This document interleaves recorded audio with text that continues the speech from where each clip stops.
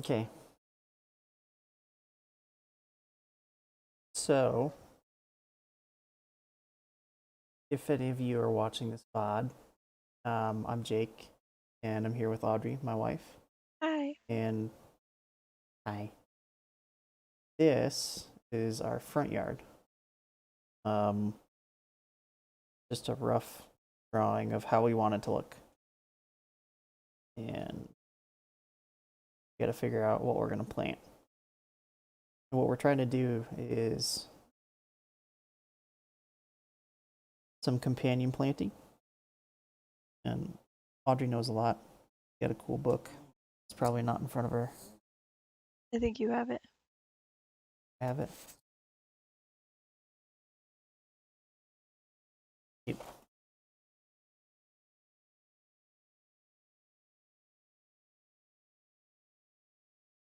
Carrots love tomatoes.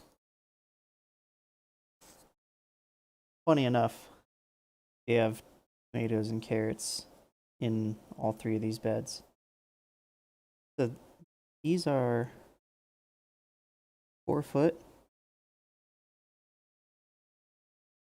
by. Oops, actually, no, that's wrong. I have an eraser.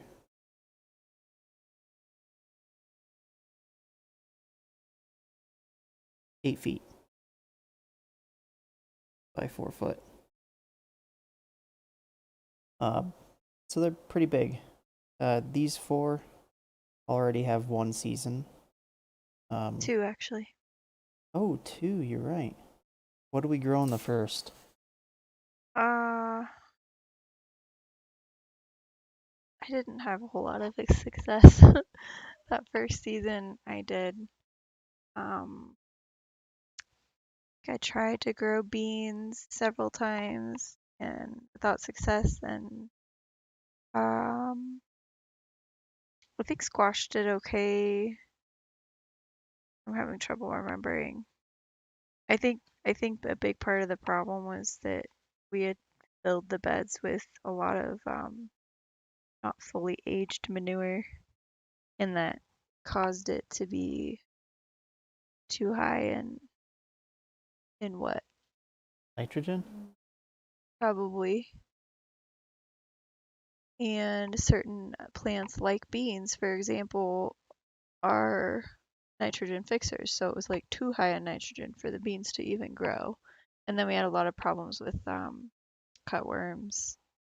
Remember that? We were digging cutworms out of there, and they were Oh, they were just eating all the little seedlings before they could even come up.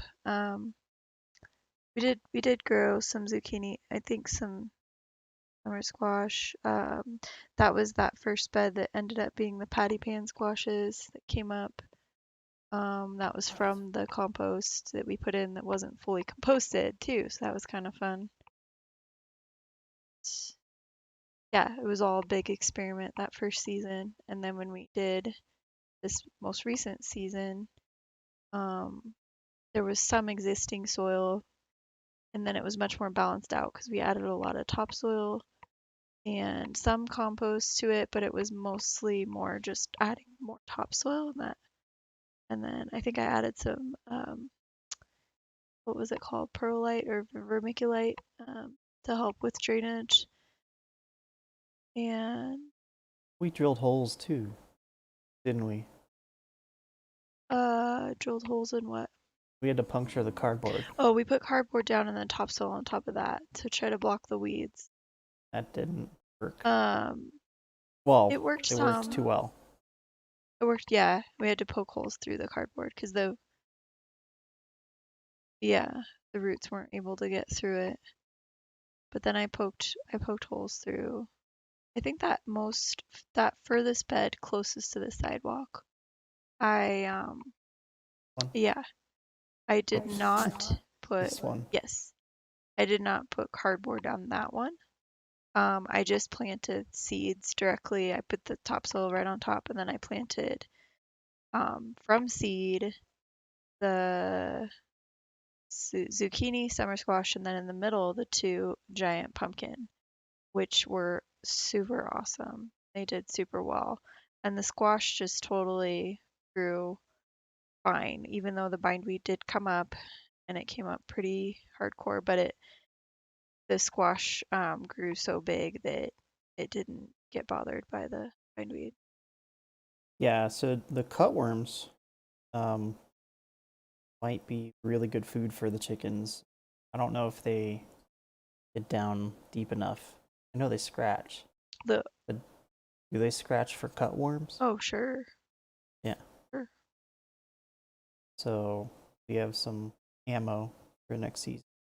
You want to let the chickens go through the beds before we planted them? Yeah, actually, We could. the chickens and rabbits. I don't know how we're gonna do that yet. Well, I'm gonna draw I mean, it. like, how are we gonna contain the chickens from Chicken tractors. running away? Yeah. Um, that will fit in between these beds. Oh, but you want to have them in the bed before it's planted too, is what you're saying? No, Oh, no. So what I think, since we have those piles of mulch over here, we can take a wheelbarrow and put new biomatter, the mulch between here and here, yeah. here, and the chickens will start their little box here, and they can scratch and eat all the bugs in between the beds. Then the next day, we'll move over to here with the same chicken tracker and keep going. And then following behind that will be the rabbit pen. So I keep hearing this cool stuff about uh, rabbit urine neutralizing the chicken poop or increasing the compostability.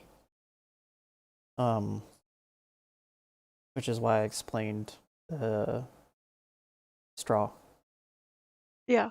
Um, the straw ideas. There's some solutions where you have a big open chicken pen and the bedding underneath that roof is like a foot and a half of hay, and they just let the chickens poop scratch all over that. They kind of churn it. Then you have rabbits in the same area in pens that allow their pee to go down into the straw. And for some reason, it like neutralizes smell and creates really hot compost. So you don't have to heat the birds. It's just they're heated off of pee and poop. So, anyways, my hope is we can accomplish that in between one of these lanes, and And we'll let the stuff compost for a little while, then sprinkle our beds with that um, soiled material. oh, Yeah, and we can put hay on top of mulch, mix it all together. maybe. Yeah. Yeah, the wood chips are not um, able to break down as fast as the straw. Well, okay, so most of that mulch, I mean, there is wood chips in there, but a Oh, what lot of they it is just leaves and Yeah. um, The other thing about good it is amount of that we dirt. just don't know those trees have been sprayed. We just have to be cognizant of that. Well, yeah, Well, we can work through those issues. Sure. I think it'd be cool if we could figure out a way to, before we plant in those beds, to try and let the chickens kind of scratch through them. we got a lot of mulch. I know. I'm not saying Um, not utilize I'm still saying to utilize it for sure. We need to put a lot more in the backyard too. But yeah, yeah. um, This is a big project. Um, make no mistake. So these are 4 foot by 8 foot. We have these are built already. We need to build 4 more, and this is just a 4x4 next to the tree. Originally, I thought it would be cool just to do tomato and basil in there, but my wife made a good point. You can do basil, basil, basil, basil, and in each one of these beds, and it'll be a companion for both carrots and tomatoes. So these posts that go up, the tomatoes are vines, but they're very weak vines. So if you guide it along, tie like a gentle loop around a string that's hanging vertically. Basically, you just keep giving it support so that it travels up. And I've seen some videos about people tying tomato plants up to like 12 feet, and they have to get step stools to harvest. The tomato plants don't like to touch the ground, right? Right. So if you end up growing a tomato plant, you get those cages, just make sure you tie the vines so it travels up. And I think pruning too. Like I think there's a way to prune them back. I don't know what our dog is growling at. See something outside, like maybe even as a reflection or something. I don't know.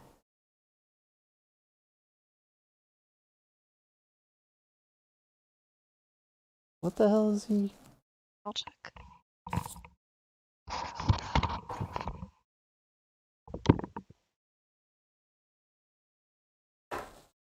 I just got some skinning knives.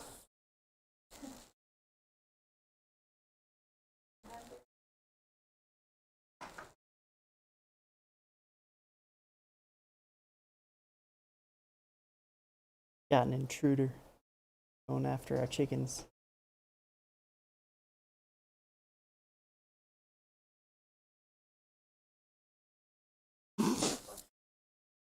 He's seeing his own reflection.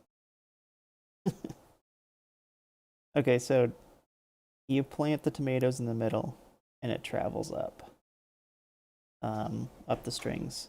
I'm going to put 2 posts on each side and then do a tight wire going across and tie the strings to it. And then the carrots just get planted kind of in circles around of each plant. So, okay.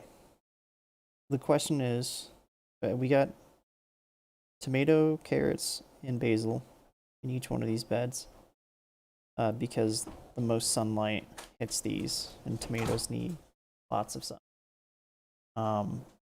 They love heat. So,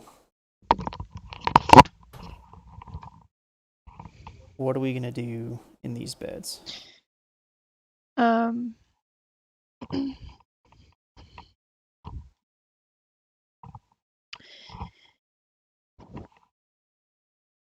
So, closest to the house. Yeah, that's the most shady, I would say. Yeah. Gets the most shade. So we were talking about some shade loving things like lettuce and stuff like that. Cauliflower? I don't know a lot about cauliflower.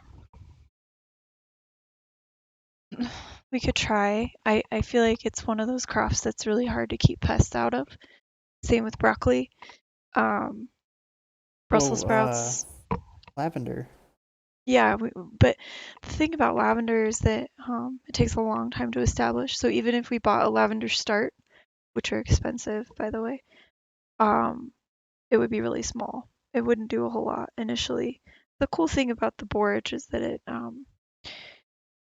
I started that borage that we did last year from seed, and it's an annual, but it put down a lot of seeds. So I have a feeling that front bed there that you're drawing on right now, it's gonna have borage coming up automatically without us doing anything because it dropped so many seeds. Cool. So that'll be fine. there are a lot of other pest, plants that repel pests, like, and this chart has a cool thing on it. Did you see this over here on the side Yeah. where it says if you want to repel ants, plant mint, catmint, tansy, garlic, pennyroyal, spearmint, that kind of thing. So aphids are repelled by orange nasturtiums, tomato leaves, basil, spearmint, onions, stinging nettle, garlic, cabbage, butterfly, rosemary, mint, dill, sage, hyssop, garlic, oregano, spearmint, tansy, thyme, chamomile. So anyway, what we could do is plant some of these herbs that are smaller, like around the edges too. Like what?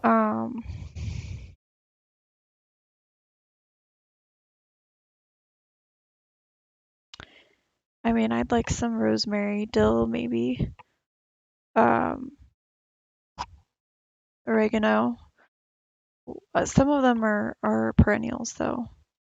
I'm not sure. I don't really want many perennials in the beds in the front. In the beds, I mean. Okay. A lot of these are repelled by spearmint. I wonder if we could try to get some spearmint to grow around the edges of the beds. Just wild.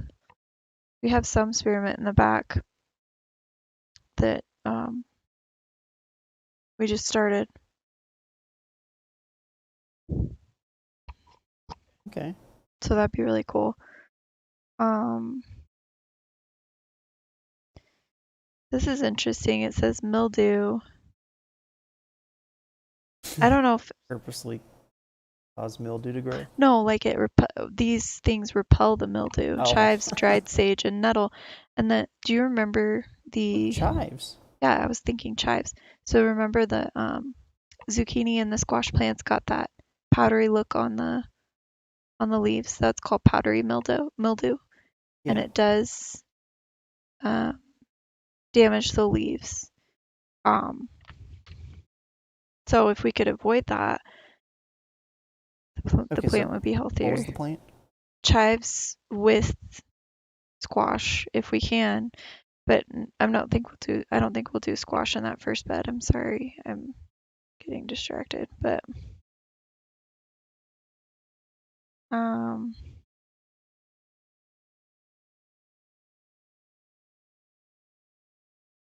Okay. I pulled out this chart because I was going to look at what else does well with the borage. Broccoli. Oh, look, broccoli, Brussels sprouts, cabbage.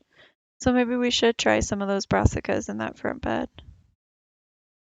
Cauliflower, cucumber, peas, squash, strawberry, and tomato. So yeah, with the, or wait, was I reading the right I line? definitely want to do broccoli. Okay, we can try broccoli. And same thing, spearmint? Or no? The aphids will Want the broccoli, do you think? spearmint for broccoli to repel aphids. Right? Actually, I don't know. I thought you just said spearmint Well, repels. yeah, it aphids. does. It does. Okay. I'm sorry. I just don't know if spearmint will do well with the actual plant. Well, Do you know what I'm saying? yeah, but what we did was Put it around spearmint on the outsides. the outside of the actual bed or in the bed. Well, in the bed. Because spearmint, I think, is a perennial. So we just have to be aware that it'll keep coming back unless we might Pull not it up want it, if we don't want it there. I guess.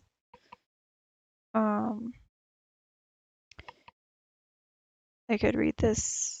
Mint is a good companion to cabbage and tomatoes. Both mint and tomatoes are strengthened in the vicinity of stinging nettle, which we have stinging nettle in the backyard. I don't think we can put stinging nettle in the front. I don't know. I mean, we got basil. Spearmint, yeah. Spearmint repels ants, okay, and may help to keep aphids off nearby plants. Oh. Yeah. I can't wait to unleash the chickens on those grasshoppers. Yeah. They were all over, just chilling on the tomatoes. They wouldn't even eat it. I think they did. I think they did eat some of Fools. them. There were chunks taken out of some of them. I watched a grasshopper just poop a cylinder. They like just out. They leave it like a dowel. Pretty gross. Well, everyone poops. Yes. All right. So, around the broccoli, spearmint. Yeah or nay?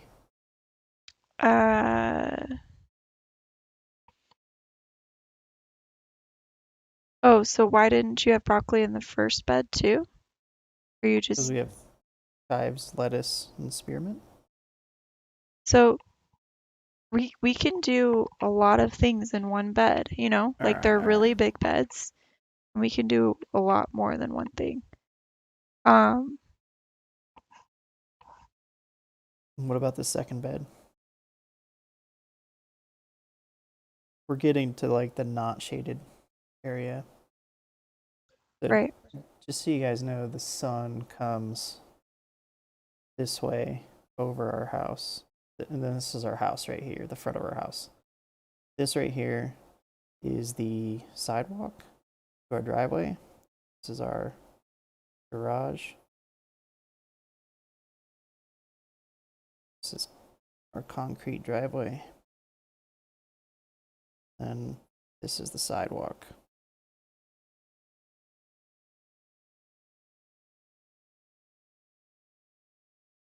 So anyways, yeah, the sun comes this way. So for most of the morning, this first bed is shaded. And that's why we're putting lettuce and broccoli. The more you go out, these will get more sun. So we're trying to strategize. And for the few of you that just tuned in, these 3 beds are tomatoes in this half bed.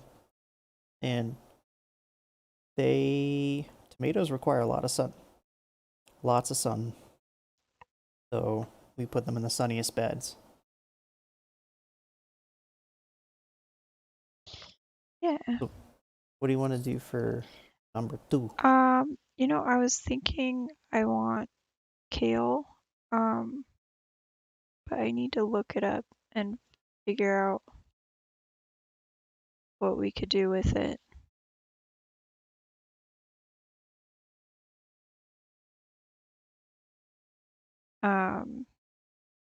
This says kale does well in the same rows as late cabbage or potatoes, so that doesn't really apply. Or Oh, check this out. wait, beans or peas. What'd you find? What's up, beautiful people? In this video, I'm going to tell you the top 3 companion plants that you want to plant along with your kale and your collards. And then I'm going to show you how I'm going to plant them in my Collards. front yard garden. Let's go! What's up, beautiful people? Gosh. Welcome to another Exciting. episode of Don't Keep Up With the Joneses. Don't keep up with the Joneses. Don't keep up with the Joneses. Don't keep up with the Joneses. Don't keep up with the Joneses. Yes, indeed, great people. We have got to the point where now we are talking about companion plantings for these here, kale and collards. And I say these here because I planted them on Wednesday, those 2 bad boys, in which you can see that video if you did not see it. But nonetheless, I'm excited for the growth of them. And so in preparing for them, I want to use the best companion plants for the kale and the collards. And I did this in the backyard, so I know that it's very tried and true. And it's what helped to prolong and extend the growth and the season of my kale and collards beyond when they were supposed to die off. But nonetheless, I'm gonna go ahead and give you those 3 things, and then we're gonna jump into it. First runner up is rosemary, ladies and gentlemen. Yes, rosemary, which I have planted in the garden 2 ways. One in a 5-gallon bucket, and then the other directly into the... Confirmed, Rosemary? Does the book say? No, it doesn't say, but yeah, sure, Rosemary. Ooh. Lion. No, this book doesn't. This book isn't the end all say all. It's just a suggestion of this But one lady. You bought it. I did not buy it. I was All right. given it. It's actually I'm borrowing it. All right, let's see why. Raised bed itself, so that's Rosemary. The second one is dill, great people. Dill, Yeah, dill, Still confirmed. I saw that. Well, it's not In there. It's not in here, but yeah. No, this comparison. Oh, in there? No, actually, this is not a great chart because it doesn't even have kale in it at all. It doesn't have all the things. Is there any other collards? Collards? Just look at dill and see how many collards. Oh, is dill?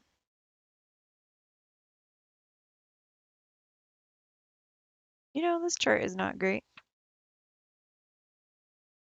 It does have dill under the repellent things, but it doesn't have dill under the companion things. It doesn't have chard, which I would like to grow chard as well. I'd like to grow rainbow Swiss chard or rainbow chard. Dill cool. is so very great, and I love dill because it Oh, it is grows on nice and strong and tall, and it doesn't really require much work. This time, instead of growing it into the raised bed as I did before, I'm going to grow it in a 5-gallon bucket, in which I'll later tell you why I'm going to do it that way. Thirdly, and last but not least, we have, ladies and gentlemen, sage. In which I love the smell of sage. But sage is so very great in the companion planting of kale and collards. And so the main reason why they are beneficial is because it keeps away the rescue pests, okay, the white flies. And of course, now it goes without saying, marigolds are always necessary and vital when talking about companion planting. But I want to give you top 3 herbs, okay? Maybe I should have renamed it top 3 herbs. Anyway, that's the name of it. But with that being said, like I said, these herbs will help to deter and distract and confuse the pesky pests from getting to your collards and your kale. And you may be wondering, how is that so well? All right, rosemary, dill, and what? Sage. Sage. It's all Yeah, this does actually have dill in here. So yeah, dill is good for tomato as well. Oh. because of Sorry, go ahead. smell, okay? Your pests are attracted to your plants because of the smell that they emit. And these 3 herbs emit such vibrant, strong smells that it will distract the pests from coming anyway around what you have growing, okay? So that's what it's all about. And now we are going to go ahead and grow these bad boys, and I'm going to show you how I'm going to do them, and as well as lay them out into the front yard garden, okay? Because with years comes knowledge, and with experience comes knowledge, and I'm excited to share it with you. The deal. So this case, as you can see, I am going to use a 5-gallon bucket to grow both my sage and my dill. And the reason why I'm going to do it so is because I want for these two to be movable, okay? And when I mean movable, you'll see what I'm talking about when I place them in my garden area. Should I have ordered way more 5-gallon No. buckets? Okay. Okay. And I am going to do it this way because I need it to get around, okay? And this happens to be a good reason to get around. So let's just go ahead and get it nice and planted in here. Make sure the soil is nice and compacted around it so it can latch on to the root system and everything can adequately grow the way it needs to, the way it should. Wonder where he lives. So what I'm gonna do now is take the sage cool. to its new resting place, which is gonna be right there. Mulch? And I'm gonna do the same for the dill. Alright, so I put the sage and I put the dill where I want it to be, which is in between my raised bed garden. And I'm doing it this way because starting off, the collard greens will be on this side, and the taller collard greens will be on that side, and the kale will go along the middle beds and along the front. And so I'm That's doing for it this way pests? because, as you can see, with the place in the middle, the aroma and the Yeah. smell of both the sage and the dill will penetrate both sides. When I had them planted in one side or in one bed, it saturated that one bed. But having it in between, the idea is that it will spread nicely between the two. As you can see, I Oh, also so have my oh, so his companion planting is all mobile. Well, yeah. Yeah, he put those in between. That's really smart. Yeah. It doesn't maybe necessarily look as pretty, but Oh, who gives a crap? oh, well, that's pretty cool because then you can, yeah, you can just move them around. And then I guess if you decide you want to keep them, because sage is definitely a perennial. We have some in the backyard. It's grown really, really big. So then I guess if, toward the end of the season you want to plant it, Yeah. to keep it. So this guy is getting heavy yield, he's claiming, off of Home Depot buckets with the companions in between the beds. Yeah. Yeah. marigold Interesting. buckets, which I did a video on growing marigold. Okay, Marigold wait. buckets. What? That's cool because I was looking at marigolds. If the companion plant never dies and becomes a part of the soil, Right. compost, that's not exactly what he's doing, isn't exactly what we would want to do. We want biomatter. Yeah. Yeah. Well, and the thing is, I think he's just trying to utilize a small amount of plants in between the beds that he doesn't necessarily want to keep there forever, which I totally respect. I'd never thought of being able to do that before. I just always thought, yeah, you put plants in the ground and then they stay there, and then if they're perennials, that you want to keep them because you're investing a lot of money. I mean, the thing is, we have a lot of perennials. We could probably, like, some of them can be divided, some of them can be, seeds can be collected, they can be started. Some of them, like yarrow, takes a long time to grow by seed.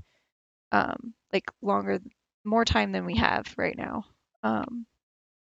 Other plants, you can buy a little tiny start and it costs whatever, $5, $7, and then you put it down and it will live for years and years and years. But We got a lot of land. we have to decide what our budget is, because we could go nuts with starts, and we have to decide if there are certain plants, like, I have my seed box. We can figure out what we're wanting to start by seed. If we can start the majority of ours with the seeds that we already have, that's great. Like squash is pretty easy, and we have a lot of squash seeds. I have delicata squash seeds I saved from the delicata squash that we grew in that bed last year. Anyway, I'm kind of tangenting, but if we can acquire plants to put in the beds that we want to keep just for one season, then great. If not, we could explore the bucket idea as far as then being able to maneuver them around. Yeah. Whatever you. That's really cool, but I don't think it's our style. Yeah. Goes by seeds, Let's, and I have out of those respect, buckets already we'll lined watch. up, right? Already lined up, ready to go with the same concept and mentality, because I do not want a marigold bush like this growing in my raised bed, which is taking up space where food can grow. Yeah. And now it can because of that, which I'm gonna remove that bad boy probably today. I'm gonna try to figure that I one have out. these I'll do it at the marigolds end of this video not just in the to beds. show you if you want to Yeah. stay tuned. But Which nonetheless, is fine. that marigold plant right there, and then there's one already in the front, so I didn't put it in the Those are front. big. But it's just like that, okay? The whole concept and idea is to allow for more. He said bush. Marigold bush? Well, there are different varieties of marigolds. The ones that I had planted by seed this last year did not grow that big, and they mostly didn't grow that big because they were shaded by the other plants that were around it. So it's okay. I mean, I think we have a lot of marigold seeds, and we can just put whatever we want. And then if one grows in a place we don't want it, we can probably just pull it. We just have to make Oh, those the calls. seeds that you were showing me, those are marigolds? Was I showing you the ones that you pull Yeah. up from the, like, it's all dried out, and then Yeah. they look like little needles Little almost. hooks. They look like little little needles, Okay. mostly black with like a white tip. Oh, different, but yes. You were thinking of I something understand. different? Yeah. Okay. Okay. Got it. Space for my food to grow in my raised beds and allow for my herbs and my companion plants and my other pollinator plants and things like that. In my garden, I want to maximize my growing space for vegetables and not so much for like flowers, for pollinators, as well as herbs and things as far as companion plants. Those are like and so 2 foot in doing beds. things in 5-gallon buckets or even in We grow went bags, hard. if that's what you so choose, you will maximize your growing space in your raised beds and not, take away from and doing those things like that. So that that's the intentional? whole idea. Yeah, I That's think the that was concept. shitty editing. Oh. Again, you want those 3 beneficial companion plants to keep the pests away. And if you want to take my idea or use our ideas, not my ideas, our idea, and the better way to plant those bad boys for the protection of your plants, go ahead and do so. Grow them in 5-gallon buckets Those have to or be bird in nets. or in grow bags. So with that Nets? being said, we have these bad boys can't say it planted. very well. I'm excited You for have them it to do small. what they Netting. need to do, as well as my seeds to grow, so I can Alright. plant these bad Around boys, the knowing that they are already protected. Maybe, Okay. yeah. So netting. with that being said, I love you all. I appreciate you all. If you haven't already done so, please go ahead and subscribe. It greatly helps me. It doesn't. Did you ever notice any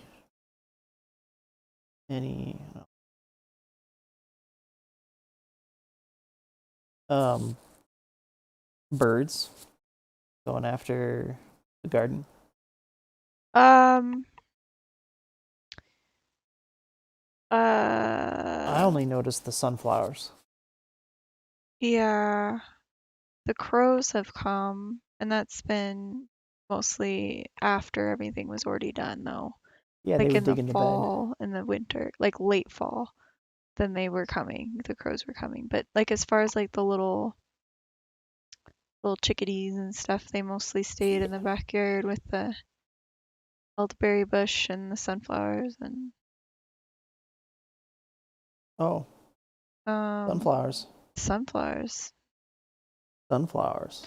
Sunflowers, we have to be careful. Those, the ones we have in the perennial area in the backyard, those grow like weeds. Oh, So if we don't want them somewhere, we gotta be careful. Do you remember? those are so hard to harvest. Well, and those are only for like bees and pollinators. They're not for consumption. Oh, the little ones? little ones. Okay. The guess I mammoth meant the big ones, ones. sorry, the little ones are perennials, and they spread. Okay. The big mammoth ones are annuals. So if we wanted to plant some of those very intentionally, we could. They just need a lot of sun, obviously. What are we doing in bed 2? Kale? Yeah, I'd like to try kale.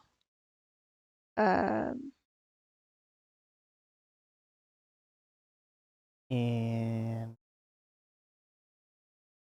rosemary on the sides?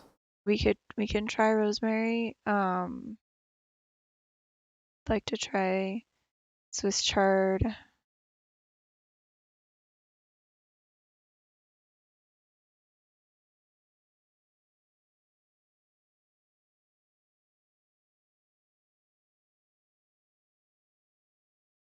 And then I think, we've had a lot of success over the years with squash in those beds. So Just do squash in the same bed? no, I was gonna say in the next like Next bed. several beds, like we could just We ate squash for a long time. we still have a ton of squash in our garage. You know that, right? No. Spaghetti squash. We have like at least 10 spaghetti squashes in the You're kidding No, me. I'm not kidding you. We need to be eating them. We have a few delicatas too. I like them. I hated them, and then I like them. And I like them. Yeah, so we could. I wanted to do butternut. I definitely want to do more zucchini. Um, we can be doing more in the backyard as well. So I don't know how we're gonna kind of plan that out, but yeah, there's a huge variety of squash we can do. Um, Squash needs a lot of sun as well. Yeah, squash companions. Oh wait. Before we move on to this bed, it was rosemary, and what were the other two? Well, he said sage, and the thing is, sage grows really big. He said marigolds too. He Yeah, said marigold. dill. So if you want to Oh, we try can to do do dill dill, in. huh? We can do dill in the bed. Yeah, we can.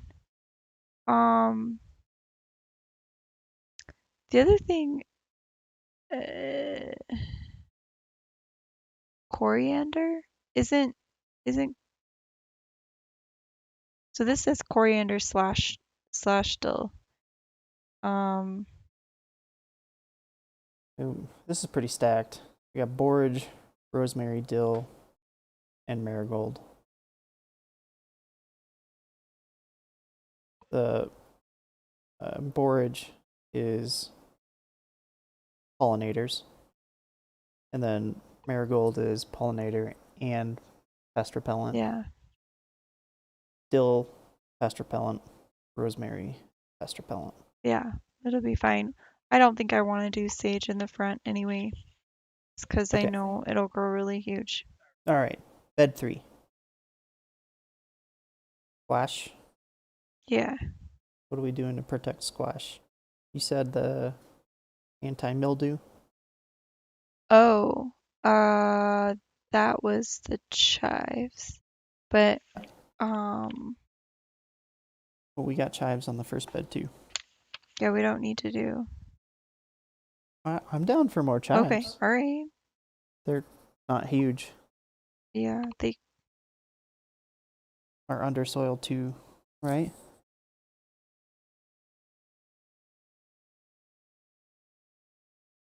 I don't know. I don't know very much. Well, we'll have lots of chives. What happened to the wild chives in our backyard? Oh, you mean the garlic chives? They still will come up, but we probably killed some of them when we. We're not talking about that. Okay. Not on stream. I think some of them will come back. Um, We murdered some plants uh, before we knew yeah, anything about anything. it's okay. No till. No till. Oh, oh, this is interesting. I had this page open with the kale, but this it says lettuce. Um, Lettuce what? Lettuce grows well with strawberries, cucumbers, and carrots. It has long been considered good to team with carrots and radishes. Radishes grown with lettuce in summer are particularly succulent. Lettuce needs cool weather and ample moisture to make its best growth, and I find the seed will not germinate in very hot weather. Yeah, Yeah, shade's good. yeah. Um, I was just thinking, is there,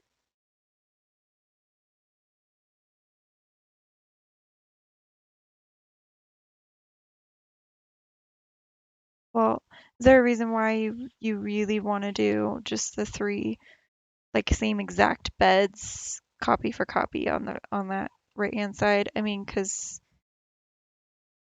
I only did that because you said. about the sunlight. Yeah. Because what we could do is switch things up a little bit and maybe take, we could do some tomatoes in that bed closest to the sidewalk on the left, and then on the right in one of those do squash just to switch things up. But I don't know. So bed 3 remains squash. We just do 2 squash. Yeah. Okay. The other And then reason. you want to do tomato and squash? Oh, see, I don't know if tomatoes and squash do well together, but I think they do fine because, you know, this last season in that first bed closest to our house, so we had the one Amish paste in there that got huge and had lots of the borage. And then we had the delicata squash and the zucchini that got really big and marigolds. And it was a pretty crowded bed. Do you remember? All the beds were kind of okay. They were all crowded because we didn't string up the tomato plants. You know, the tomato cages were great Yeah, for a minute. the tomatoes kind of grew into each other for sure. Yeah, it made it hard to grab anything. But with all of the squashy type stuff, it wasn't really that bad, Yeah. in my opinion. So the other reason I'm asking about the tomatoes is that one of the things I was reading, and I can't remember, I don't think it was this book necessarily, but there can be times that if you do get a pest that comes, if you've got like a lot of the same thing in one row, it's just going to go from one plant to the next to the next to the next. So sometimes Maybe we kill the it's, middle row. I mean, sometimes it's good to like have things switched up a bit. Okay. So, Kill this one? I mean, yeah, just transfer it to the fourth bed on the bottom left. And then, So we're not doing chives on. the other thing we'll have to talk about eventually is like, what kind of tomatoes do you want to do? Because we want to make sauce again, I'm sure. We had a lot of fun making sauce last year, and the Amish paste did well with that, but we could try to do some different varieties if we wanted to.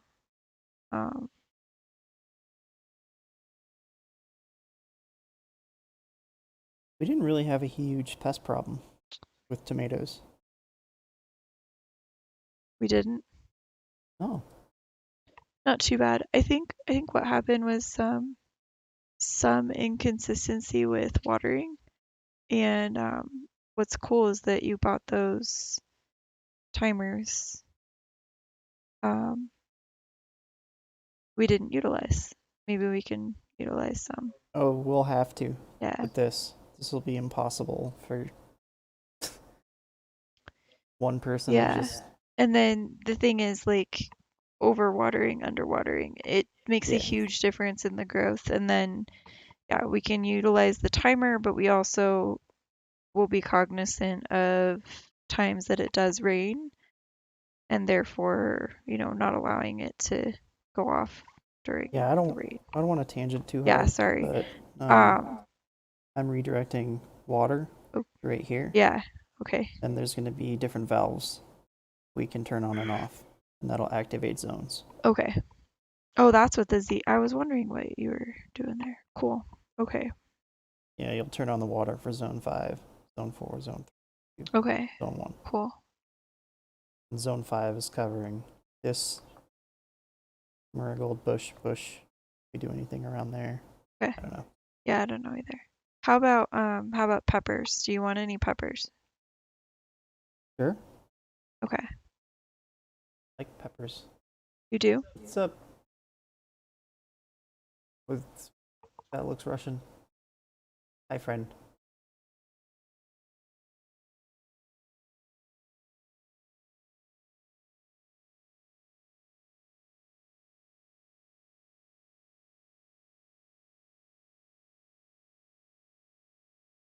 All right. Can we lock down this one?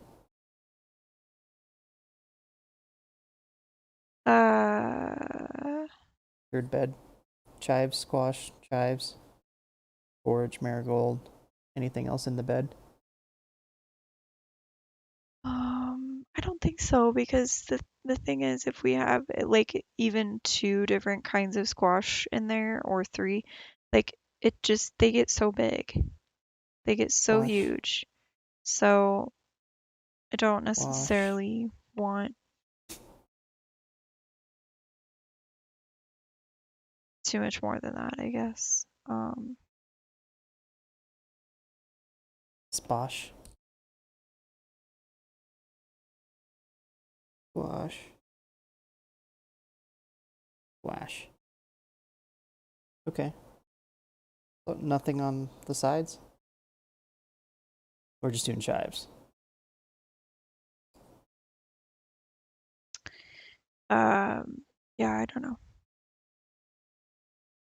I don't know. All right. Then we're bringing this one up.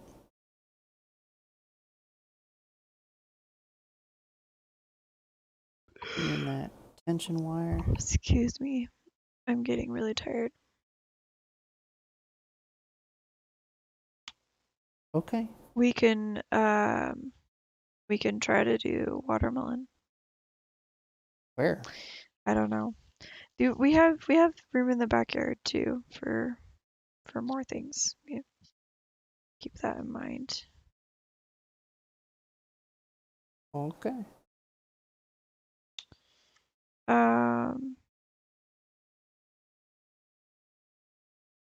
I was thinking, oh yeah, I was gonna look up pepper. So wait, tomato, carrot, and what? Was it just tomatoes and We were carrots? doing basil. And basil. That's it for that one? Will We're gonna have lavender close by. Oh, this says general requirements of sweet peppers are surprisingly like those of basil, so plant them together. It remind me, peppers on a vine? Peppers in a bush. No. Yeah, it's kind of like that. Tomatoes and all members of the Brassica cabbage family repel each other and should be kept apart. Oh. Tomatoes also dislike potatoes and fennel. Mm. Alright, what do we put in this bed that we nixed? Oh, we can, yeah, and then I want to try growing nasturtiums too. You want to put that with the tomatoes? In with the tomatoes? Yeah, nasturtiums are, Instead of carrots? no, in addition to Nasturtiums. nasturtiums. Have you ever seen a nasturtium? You No. can eat nasturtiums. You can look it up. They make really beautiful flowers. I've not had any success growing them yet. I think that's because I tried to plant some really old seeds that were not viable anymore. Oh, do you want me to spell it? It's kind of hard. N, let's see, where is it? Nasturtium. Nasturtium. Tium. That's a flower? Yeah.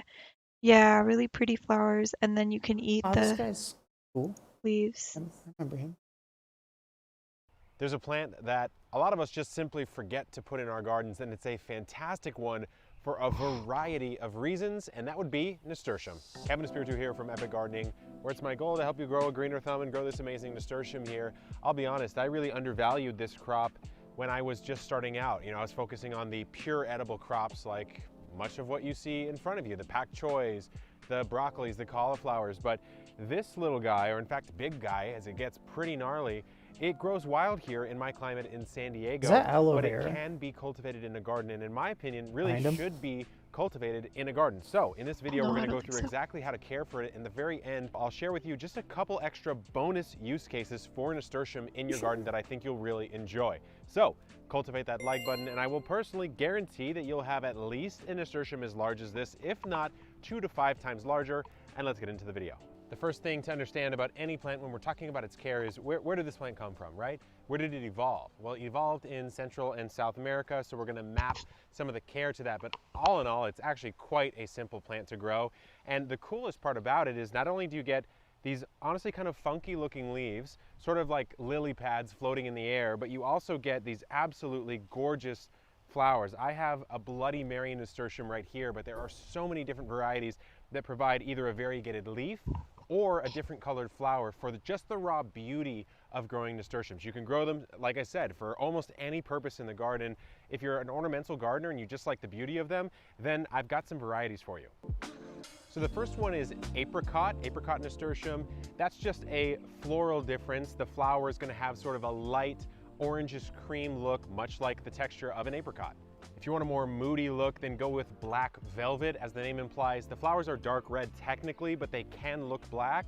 But the throats of the flowers are bright yellow. So it's a nice little contrast, and it also puts out a ton of flowers if you like that more showy look. One of the most popular varieties is called Jewel Mix. As the name implies, it is a mixed pack of seeds that you'll get. And you're gonna have yellows, you're gonna have Yeah, pinks. maybe it wasn't the It's a video. really easy germinator, like most nasturtium. It also grows very vigorously and very quickly. So if you've got kids and you want something kind of cool with a pop of multiple colors, then I would go with Jewel Mix. Yeah, One of the Jewel most Mix. striking ones as far as the color of the flower is gonna be Orchid Flame. It's got red tips, and then emanating from that throat of the flower, it's like bright yellow, so it kind of looks like a fireball explosion. So if you want something kind of gnarly, kind of rad, I would go with that one. Finally, we've talked a lot about the flowers. If you want one that has variegated leaves, cream and green, then go with Alaska. It's just a beautiful, beautiful variety because you've got these big sort of lily pad leaves, like I've said, but they're flecked with that cream variegation that looks really, really nice. I brought our nasturtium underneath the awning here so you can really appreciate it and ogle its beauty while we talk about its care, starting from seed. So here I have a pack of Bloody Mary nasturtiums, a really fantastic variety, popular I don't variety. think we need any. And if you're just Yeah, it's starting a little growing bit too nasturtiums, much. I do think it's a Yeah. fantastic crop to experiment with growing from seed because, I mean, take a look at I the don't know if seeds. he They're talks about very, eating very it at large. all, but you can Probably. eat it. Like I don't know if the flowers. Oh, edible uses. You can eat it with in salads and stuff. Nasturtium is a fantastic trap crop, but if you like to eat the plants that you grow, then nasturtium might be the power punch for you. Personally, I will admit, I find it a little bit too peppery, a little bit too spicy for my Peppery? taste, so I do not eat it.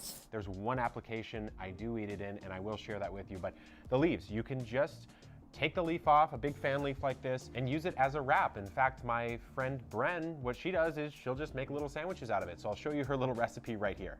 I use these peppery edible nasturtium leaves to make a quick garden snack. Cream cheese, capsicum and some preserved lemon from our tree. The lemon pieces add a salty citrus hit. A delicious quick meal with ingredients from our cottage garden. Next up, the flowers. Beautiful as they Cute. may be, you actually can eat them as well. So you can throw them on top of a salad or as a garnish that someone might actually opt to eat. When you grow these fancy, colorful varieties, adds a really nice little color on the plate.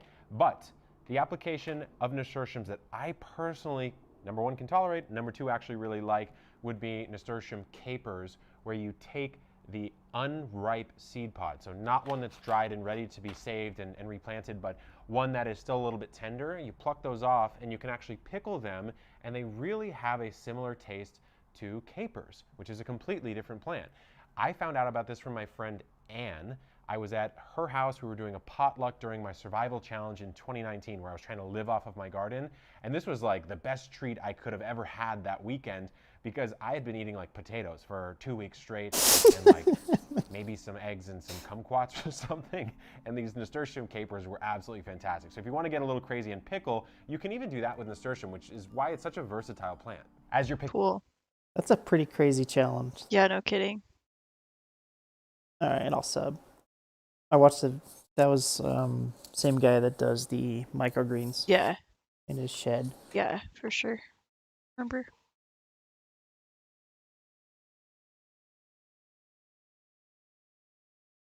Back to it.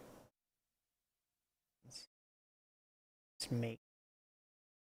Yeah, for sure. Well, So this is all done. what else is it that you were wishing for? So Yes.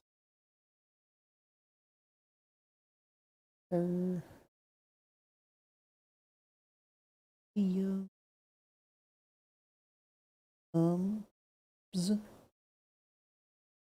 Put them on both sides. Yeah. And then can we just do like zucchini or yeah, and or yellow squash? And do both. Yellow or summer squash. Called. Summer savory. Sometimes it's called. All right. Um, Any supporting plants? on the sides?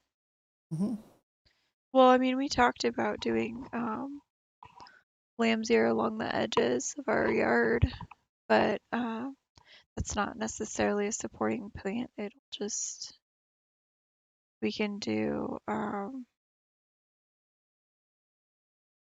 We just do marigold right here. Would that be fine? yeah. So your wish is to put more plants outside of the actual, Yeah. and how do you foresee that being watered? By the zones. It'll just splash out of the, No. Direct watering. oh, Yeah, so each one of the zones, when you turn them on, you have different pressure settings. And I don't know if you saw those valves, but they drip a certain gallon per hour. So if you needed more on one bed, you would just change that head out and it would just drip right onto the plant. And it's one drip per plant. I don't know about the irrigation things. Those are really cool, but not sure if they're necessary.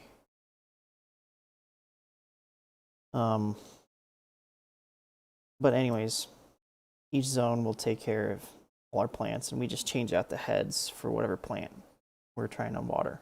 okay, And it doesn't matter where they are. We'll just tap into the main line. right, okay. Okay. So nasturtiums, zucchini, yellow squash, nasturtiums, marigold, forage. So I'm gonna leave this here. Yeah, Maybe that's basil. fine. And then carrot. We can try. We can Or try. I have lots of carrot seeds. isn't there like radish? Well, so I haven't really previously wanted to do any underground crops in the front beds. Partially just because of the soil composition. I just don't necessarily know. Well, that first year especially because we were using that not completely aged manure, I did not want to do any plants that were underground. We can explore that idea as we get into this. I don't know exactly. I mean, I think I spent somewhere around $100 to fill just those first 4 beds that we have right now with topsoil for this past season. They weren't even completely empty. They are still mostly full, I would say, but they will need topping up for this next season because they're decomposing into the ground, which is actually really cool. So I might feel comfortable doing some kind of underground crop like radishes in those first 4 beds, but I don't know. I'm mostly been saving those for the backyard. It's radishes are so awesome. They're so easy. You just literally throw the seeds wherever you want them and they will come up. They are so easy. So if we want to do some in that first bed with the lettuce, it sounds like that would work. We could do radishes all along here. Well, so I said that about it being easy, but that's in You the lied? no. Let me preface that. So I didn't mean that it was easy anywhere on any soil. The compacted ground that we have in our front yard that hasn't been changed in many years I don't know how it would grow. The other thing is that we have a lot of thistles in that area that would be difficult to, Around those two bushes? yeah. Actually, in the whole front yard, thistles come up. Get the chickens take care of that. I don't know. Actually, I've never Another YouTube question. Do chickens experienced that. eat slow? Excuse me. Oh, you wanted to do corn, Jake. I didn't have any luck with corn this last year though. But This is a Google question.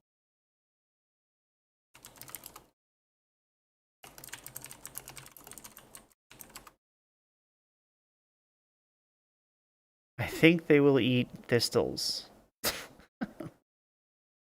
you think they'll eat thistles? Is that person says they think that they will? Especially if you start when the plants are young. Right. If they're too big, they won't.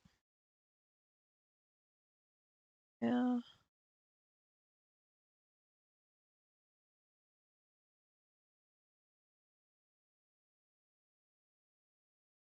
Oh, this is interesting.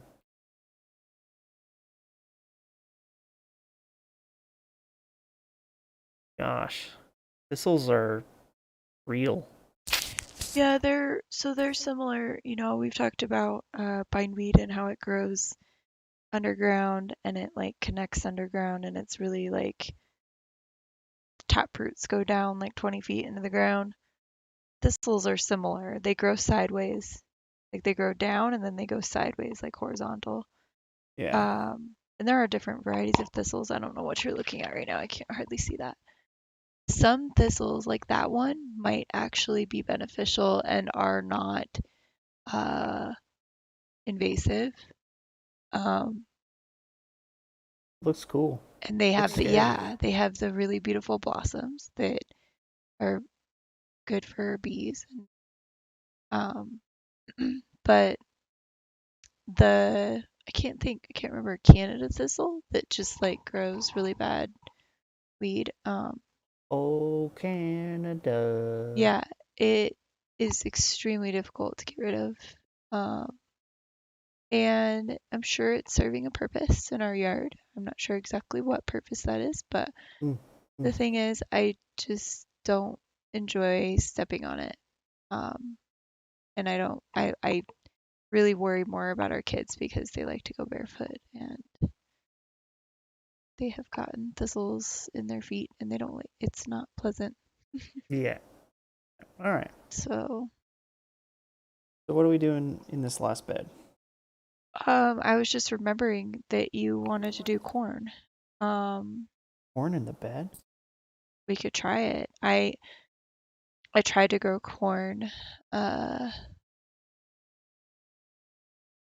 forget if that was this last year or not, but I didn't have success, and that was partially because I didn't plant it early enough, and it What didn't have a chance. what Takes do a you long have time. to do For what? with companion planting corn? Isn't it grasses So that are companions? corn is like part of the three sisters. Like you can do corn, squash, beans. Those three grow really well together. Oh, corn and squash. Corn, squash, and beans. So what's cool is that if you plant them all together, um, the beans will kind of grow up with the corn stalks because the beans are vines. No, Yeah. that is cool. And the squash provides cover on the ground. All right, pests. Just marigolds fine? Eh, well, let me see.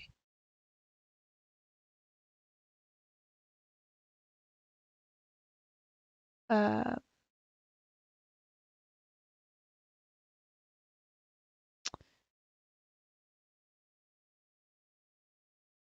yeah, I don't know.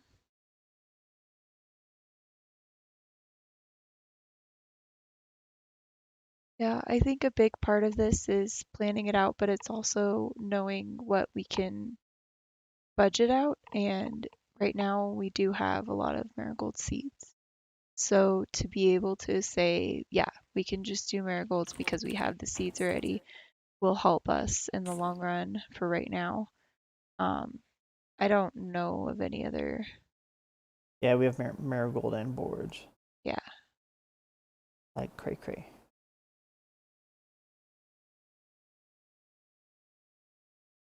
And it's really pretty much a given, like I said, that that first bed, the borage that where it was, it put down so many seeds, it's gonna come back like crazy.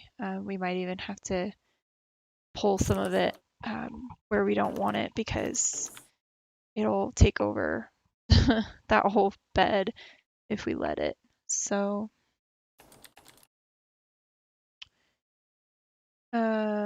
yeah, I think this last year, as far as what we didn't have, I missed. I was really wishing for kale.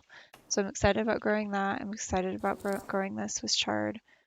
Um, more tomatoes to, and if we are able to successfully plant the carrots around the tomatoes, that'll be really exciting for me because, oh, and speaking of, that's a root vegetable. That was one of the other things I hadn't tried in the front. We'll see how it goes. Yeah, Jared's been talking to us Oh, sorry. forever. Yeah, and I didn't know. I just opened up Facebook on my other computer. Let me know when it's time to start building and digging. I'll help as much as I can. Oh, nice. All I want is some of the produce. Yeah, gladly. Yeah. Hi, Jared. This is Audrey. Hi. You've met Audrey. So, I don't know how long you've been watching, but we have these already built. Nothing planted. There is borage already, I think, right here and here. Not on that second bed, but by the sidewalk toward the house, it was only in that one. Right here? No, by the house. Right here? Yeah, I mean, it wasn't. So I planted it in the four corners of that bed, and it just grew ginormously, and it spilled outside of the bed, and it Yeah. went all the way around it. So what I was saying is that it dropped a lot of seeds, so we might have to prune it back. Like It's a spreader. and when it grows that big like that, it just drops as many seeds as it can, and so it does spread, even though it's not a perennial, it's an annual, which means it only grows that 1 year and then it's done. Same like marigolds are annuals, but the kids actually did spread a lot of seeds, marigold seeds. Bradley especially, he is 3 and just loves to grab seeds and throw them everywhere. So we'll see what comes up. We might end up having a lot of marigolds where Just the entire well, backyard. no, I was gonna say the entire front beds because he Oh. just threw them all in the front beds. But it's Is there anything that marigolds repel oh, or don't work well with? that's a really good question. I don't know the answer to that. You can't plant anything. I don't think we should worry too much about it, honestly. Okay. Because the thing about gardening is it's not an exact science, and it's not an exact like this will do well with this and it's going to work for you every single time. It's just not like that. There's so many variables. There's the microclimates that each person, like there could be a little microclimate difference between our front yard and our backyard with what we grow. The soil composition, the the weather, obviously. We could do all of this incredible planning, incredible work, incredible, you know, garden beds and then have a giant hailstorm like we did that first year that we lived here, and it could ruin everything. So we just have to keep our head up and do the best that we can with the information that we have. And from there, I think just like try not to get too hung up on little details like that. Sounds good. Okay, so this is it. He's up to date. Attack of the Marigolds. Oh, cool.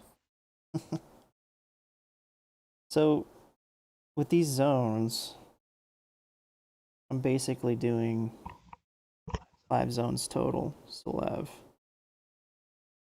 2, 3, 4, 5. I'm sorry to interrupt. Do you have a video playing in the background on there? Because I keep hearing like a voice on this. Oh.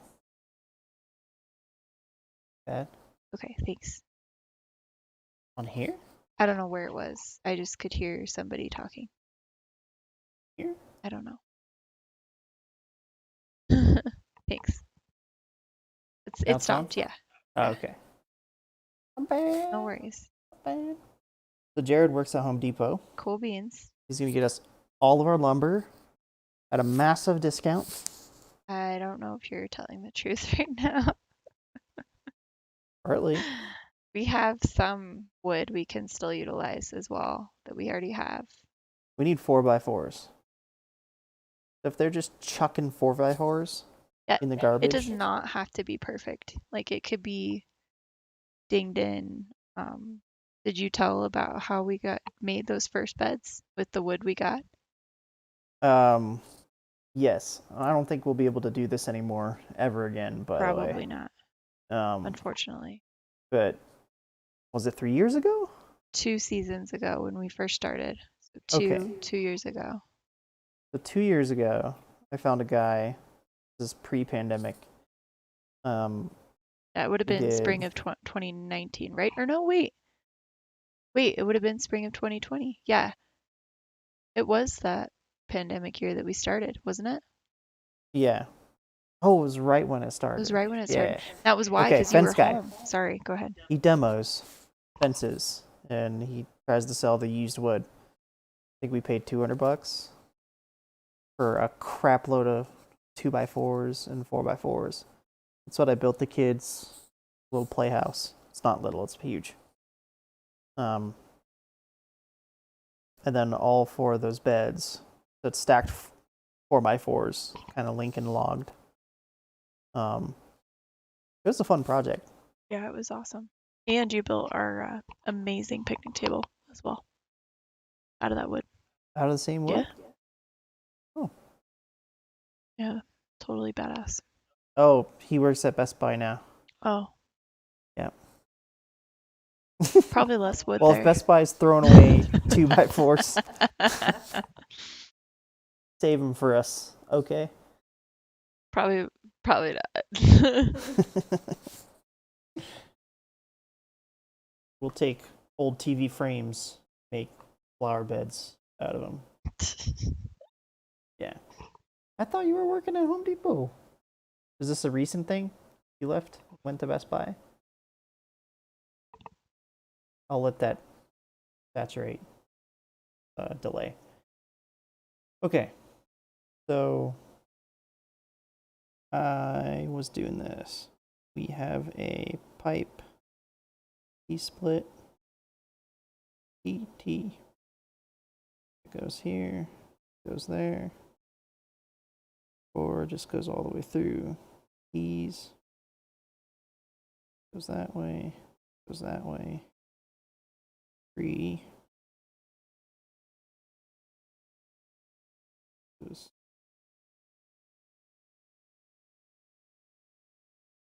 yeah. Splits that way. Okay. 2.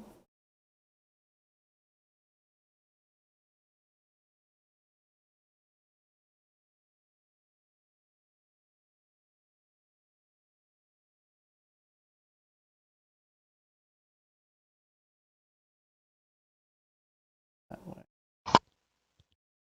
And then 1.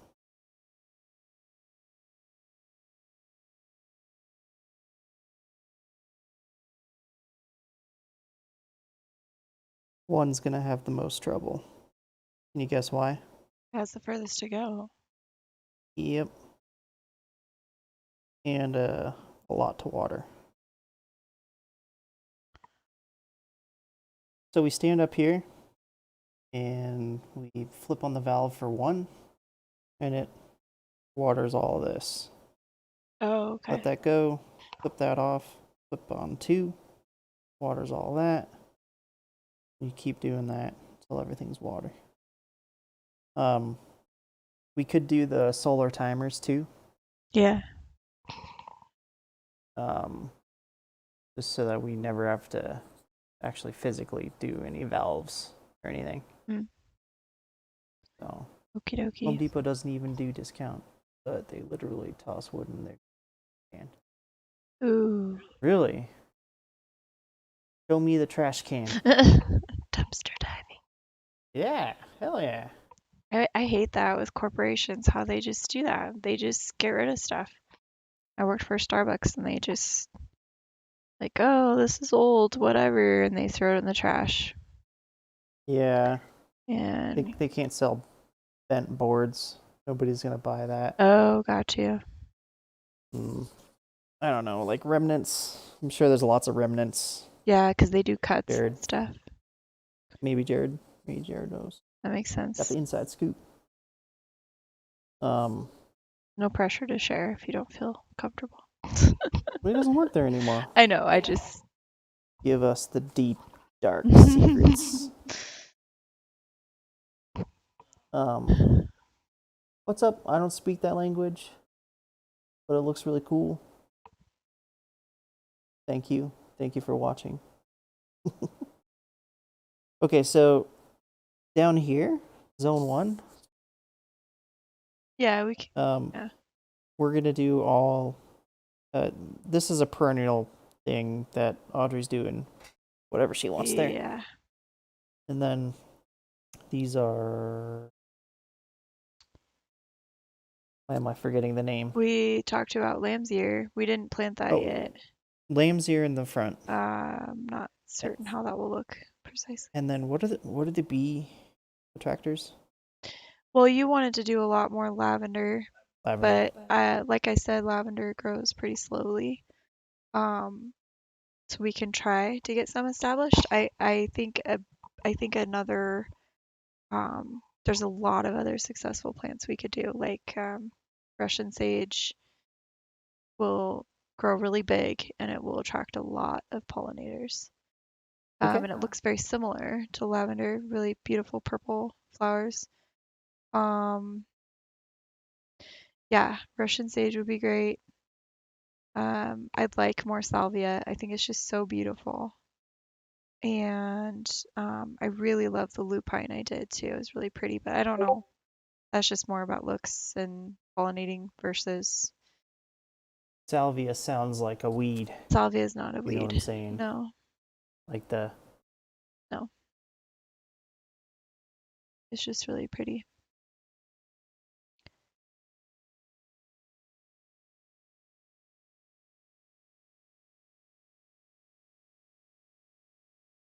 Yeah. On Facebook, Mars. Yep. No, that's exactly the wood that I'm looking for too. I feel like there is so much less listings. The last time I looked on Marketplace for like weathered wood, a lot of people like are trying to sell it for way too much money. Oh yeah. Yeah. They're like, oh, vintage wood. It's finer with age. Like, what are you talking about? No, that's wood that's been in the sun for 6 years. Straight, nonstop. And all of the treated stuff is burnt out of it. That's why I got replaced, demoed. Yeah. Okay, well, I think we got it. So the plan is to build these, hopefully this weekend. My papa's coming. Oh, really? You want him to Next weekend. next weekend, not like today and tomorrow. Yeah. Yep. So, really, you want to help him? He wants to help you do that? Mm-hmm. I didn't know that. Yep. So we'll get the wood infrastructure done. We'll have to fill it with dirt and do a lot of topsoil. Yeah, but we don't have to do that yet.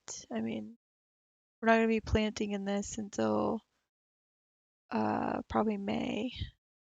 Yeah. I So can't even do any of this pipe work. Gonna ask my dad, who is a pipe fitter, what we should do. Because this is gonna be like fairly semi-permanent. So I want it to work really well. He's the pressure man. He knows everything about water pressure. 'Cause we do plumbing. That's all about water pressure.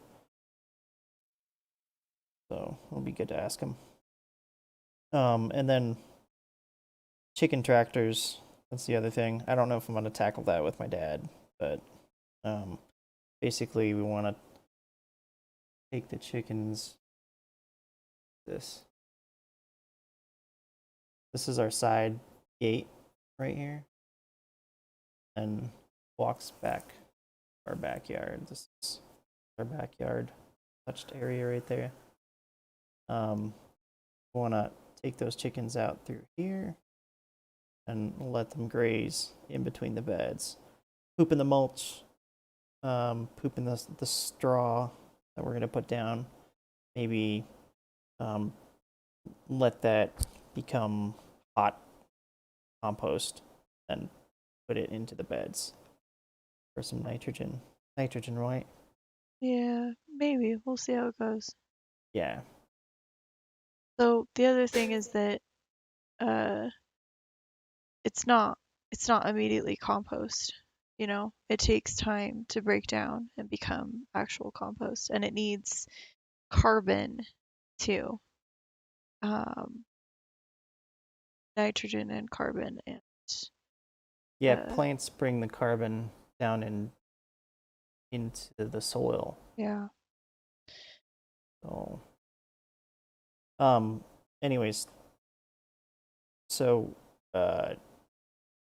yes, I'm aware it takes time. Yeah, I was just So it's a rotation. So we would set them up right here for one day, then rotate them to here, rotate them there, keep rotating. And the chicken tractor is like this cage on wheels that you can drag around. The chickens kind of just move with it. So they're contained, and you just park them where you want them to graze. So the idea is, while they're grazing, they're eating pests.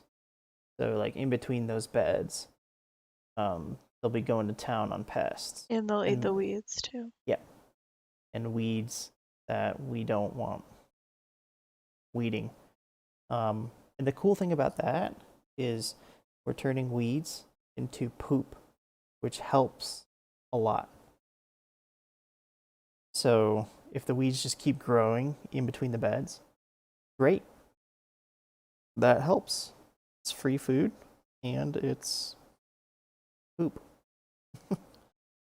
And the unknown, we haven't done a ton of research on it yet. Getting rabbits and letting them graze in between the beds behind the chicken. So we would do chickens here for one day, rotate, and then rabbits would go here, just follow behind them day to day. And we just move them all around and then reset, do it again. By the time the season is over, we would have tons of composted material, probably for the next season, which is what Joel Salatin does. Okay. So at the end of the season, he piles it all up. Okay. and then that material is used for next growing I season. see. Yeah, Earth does know what it's doing, and humans do not. Yeah. Yeah.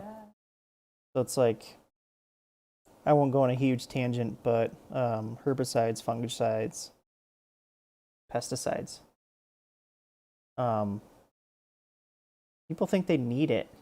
People think that they cannot be successful unless they use those things. You kill pests, the fungi takes over. You kill fungi, the herbicides. You remove one from the equation, and the others take over, basically. So you end up eventually needing all three because they balance each other out. You remove bugs, then everything else takes over. You remove fungi, then, this is planned engineering. Like, Roundup totally planned it, just like that. Oh, they're going to use this one product, and then they're going to need the other. They're going to need the other. And then your soil's dead. No fungi, no bugs, bringing biodiversity. And what's the third thing? Why am I missing I don't it? know. But there's, the soil microbes are, Herbicides, fungicides, fertilizer, synthetic fertilizer. pesticides. Yeah. So weeds. So the weeds, Sorry. you're right. Weeds play a part. Yeah, they really do. Yeah. And there are a lot of fun, like, quotes, like, weeds are only weeds by name. Like, however those quotes go. Yep. Weeds are just a plant by any other name. Or something like that. Or, It was really eloquent. yeah. I don't know. I'm We'll not think of it next time. thinking of it right. Okay, it's super late. We're gonna get going. Thank you so much, our Russian visitors. Thank you for watching. You're cool. Bear, always a pleasure. I'll let you know when we need some labor. Yeah, totally happy to repay you in vegetables, etc. Oh man, And we'll have eggs. so many vegetables. We're gonna have eggs pretty soon. I think our chickens might even start laying as soon as February, like the end of February. Yep. So, Oh, if you want to be a part of harvesting a bird, let me know, because we're doing that pretty soon. pretty soon. We got two roosters. Roosters One of gotta them's go. an asshole, and I'm gonna like it. Well, both of them are becoming Both of them aggressive. are assholes. We've had our moment. All right, man. Well, thank you so much. We'll talk to you later.